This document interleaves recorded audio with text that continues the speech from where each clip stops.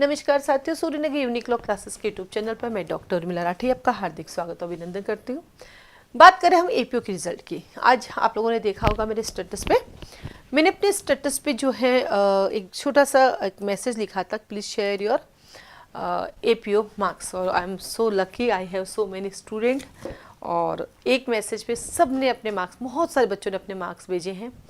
उन मार्क्स को देखने के बाद कुछ एनालाइज करना था। इस मार्क्स को लेकर हमें आगे क्या रणनीति करनी है उस पर हम बात करते हैं।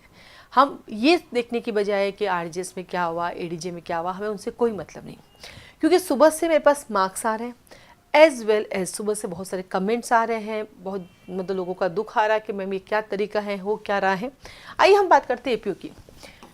एपीओ के अंदर जब मैं बात करती हूँ जनरल कैटेगरी और ओबीसी के लिए 40 मार्क्स चाहिए थे, यानी 300 में से आपको 120 नंबर चाहिए और 100 में से आपको 40 मार्क्स चाहिए। अभी मेरे पास सिर्फ एक मार्कशीट आई है जिसके पास जो है यहाँ पर 120 से ज़्यादा, मतलब 300 में 120 से ज़्यादा नंबर है, लगभग 160 से समथिंग है, बट वहाँ पे उनको 21 ही है। ऐसे एक मार्कशीट मेरे पास आई। बाकी मैंने जितने भी स्टेटस पे लगाया ना, आप देखिएगा यहाँ पर काफ़ी बच्चे कवर कर पा रहे, पर यहाँ पे बच्चे कवर नहीं कर पा रहे। सिर्फ एक ही ऐसा मिला है जहाँ कवर हो रहा है। तो यानी यहाँ जो पास हो रहा है वो यहाँ फेल हो रहा है और यहाँ जो पास हो रहा है वो यहाँ फेल हो रहा है। अब सवाल ये आता है कि जब प्री एग्ज़ाम होता है वो तो मार्कशीट से तो जो जैसा करेगा उसको वैसा नंबर मिल जाएगा। अब कॉपी चेक करना एक मनमानापन है, एक आर्बिट्रीनेस है। उनकी डिस्कशन पा रहे हैं, उनकी मर्जी होगी तो नंबर देंगे, उनकी मर्जी होगी तो नंबर नहीं देंगे। अब आप इसको कैसे चैलेंज करोगे? सबसे बड़ी खतरनाक स्थिति है नंबर 1। नंबर टू ये आता है कि जब हम बात कर रहे हैं कि भैया अब हम क्या करें। देखो ये तो हो गए, मार्क्स आ गए, कई बच्चे रो रहे हैं। जो बच्चे अभी हाल ही में आरजे सेलेक्ट हुए हैं उनके भी मार्क्स आए हैं, उनके भी पूरे नहीं हो रहे। हमें हंसी आ रही है कि जो बंदा आरजे सेलेक्ट हो गया उसके भी नंबर नहीं आ रहे। अब सवाल ये आ रहा है कि अब इसको चैलेंज कैसे करें। हाई कोर्ट जाओ, हाई कोर्ट कहता है कॉपी दोबारा चेक करो, फिर से वो यही चेक करेंगे। सुप्रीम कोर्ट जाओगे, सुप्रीम कोर्ट कहता है कॉपी चेक करें, फिर से दोबारा कॉपी चेक हो जाएगी।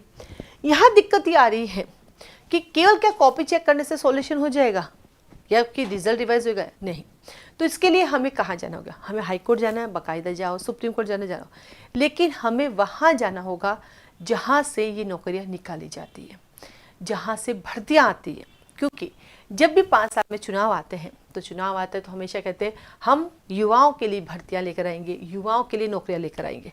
बाकायदा पूरे साल नौकरियाँ आ रही है। अब देखो जेलो आ गए, जेडीए का 6, 8, 9 महीने पहले डेट दे दी। मैं अभी आ गए आपके प्रोटेक्शन ऑफिसर का, अभी फॉर्म भरे जा रहे हैं, उससे पहले उसकी डेट आ गई है। और अब देखो पूरा शेड्यूल फिक्स है, इतनी सारी नौकरियाँ आई हुई है। नौकरियाँ दी, उन्होंने अपना वादा निभाया, बट हुआ यूँ कि वो नौकरियाँ तो मिल गई हमें, लेकिन भर्तियाँ भरी नहीं गई।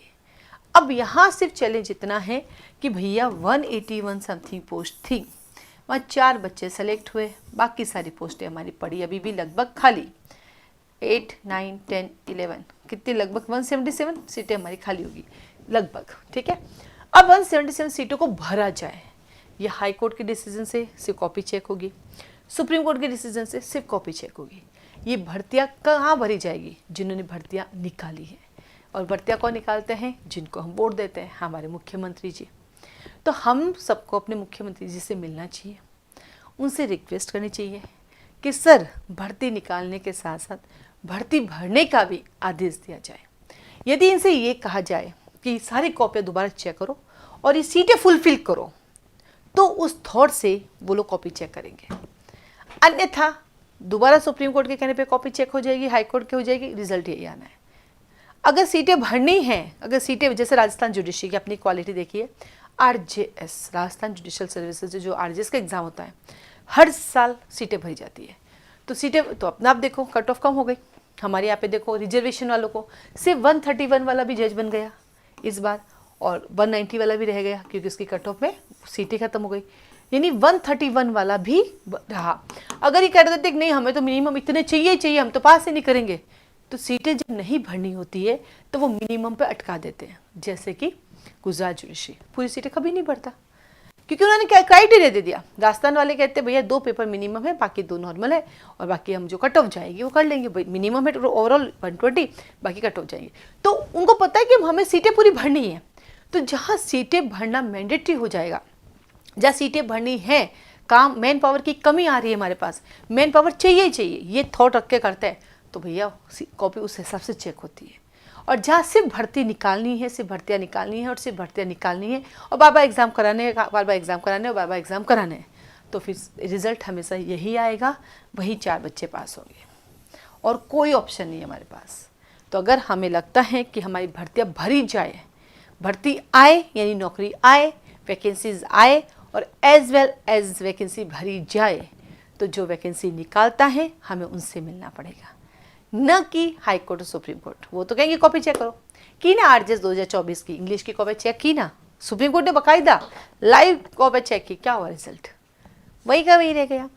तो अब ये सब देखने के बाद सबका गुस्सा फूट रहा है, सारे बच्चे पता नहीं क्या क्या मैसेज कर रहे हैं, ये वो ये, आप सब अपनी जगह सही है, क्योंकि जब नहीं होता है उसी को पता है। 2 साल लगता है एक वैकेंसी आरपीसी निकालती है और उसको कंप्लीट होने में, तो 2 साल आपने लगाया, आप उम्र में 2 साल बड़े हो रहे हो और आप अपना सब कुछ छोड़ के बैठे हो, और फिर जब सिलेक्शन नहीं होता और आपको उम्मीद है कि पेपर मेरा अच्छा हुआ है।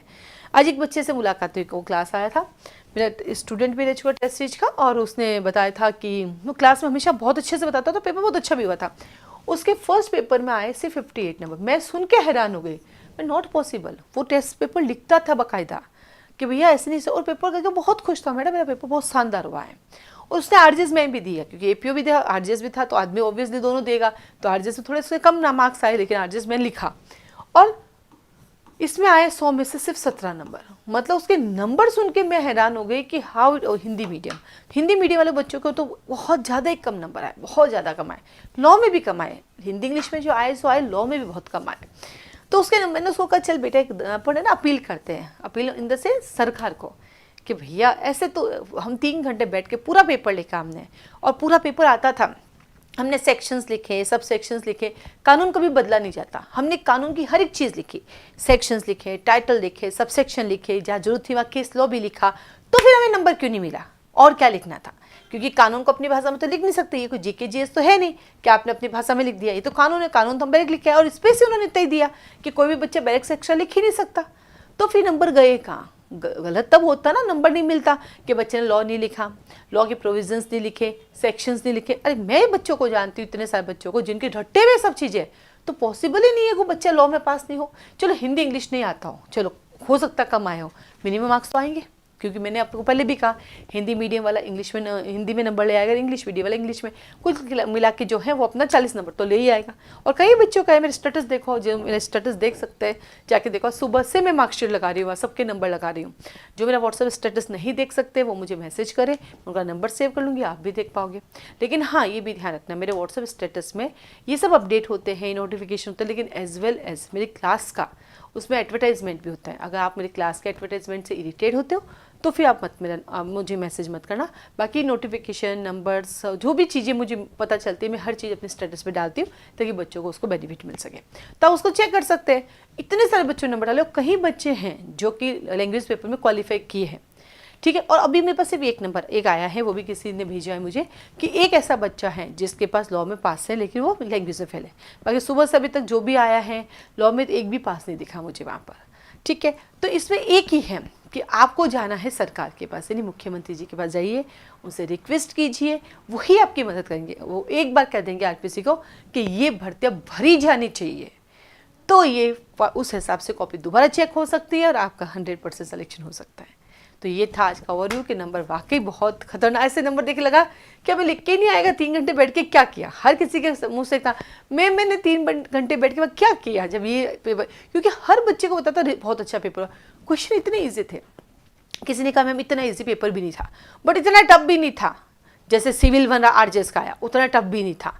तो किया है बच्चों ने, उनको सब आता था, जो क्वेश्चन था भाई, मैं तो वो 300 नंबर का था, किसी को हो सकता है 50 नंबर का पेपर नहीं आता, 250 नंबर का आता है, तो 250 में से आप आधे नंबर भी देते हो तो भी नंबर आ सकते हैं बच्चे के। 120 नंबर तो कहीं से भी आ सकते हैं, कैसे भी आ सकते हैं 120 नंबर, तो फिर भी नहीं आए हैं। तो इसलिए भर्तियाँ निकाली ना जाए, साथ में भर्तियाँ भरी भी जाए। अभी नया इस बार वोट होंगे तो हम कहेंगे सर भर्तियाँ निकालो, वो तो वादा करेंगे हमसे, तो हमें कहना पड़ेगा सर भर्ती निकालने के साथ साथ भर्ती भरी भी जाए, तब जाके हमारा काम होगा, ठीक है। तो कोशिश करें, मुख्यमंत्री जी से मिले, उनसे बातचीत करें। यदि वो एक ऑर्डर दे देगा आरपीसी को भर्तियाँ भरी जाए तो कॉपी दोबारा चेक भी हो जाएगी और पूरे के पूरे जो 180+ सीटें हैं वो भरी भी जाएगी। आप सबको ऑल द बेस्ट। और ये ना निराश मत होइए, ये गलत सलत मत बोलिए, पढ़ते रहिए। आज नहीं तो कल होके रहेगा। अगर आपके लिखा है ना तो सिलेक्शन होगा, ये हमेशा देना है। और नहीं लिखा है ना तो कुछ भी करो, नहीं होगा। बट होगा नहीं होगा दोनों के लिए मेहनत तो करनी पड़ेगी। बिना मेहनत के तो सिलेक्शन नहीं होगा, और मेहनत करोगे तो होकर रहेगा। ठीक है, ऑल द बेस्ट।